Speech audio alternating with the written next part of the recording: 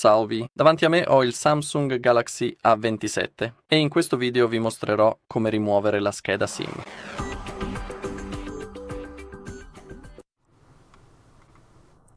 Bene, per riuscire a farlo correttamente, tutto ciò che devi fare è innanzitutto prendere lo strumento apposito per l'espulsione della SIM.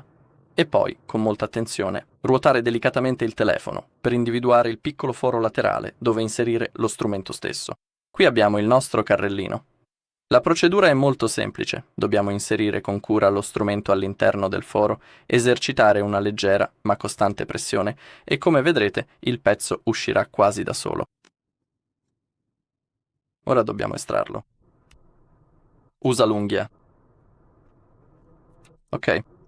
E come puoi vedere, la piccola scheda SIM è già uscita correttamente dal suo slot. Ora è pronta per essere rimossa. Ed è proprio così che puoi estrarla, in modo davvero semplice e veloce, senza alcuno sforzo. A questo punto puoi tranquillamente mettere la scheda da parte in un posto sicuro e, quando sei pronto, procedere con calma a reinserire il carrellino della SIM all'interno del suo alloggiamento, assicurandoti che sia ben posizionato. Non esercitare troppa pressione. Assicurati semplicemente di inserirlo dal lato giusto e poi entrerà delicatamente. Bene, è tutto. Grazie per la visione. Se il video ti è utile, lascia un like, commenta e iscriviti.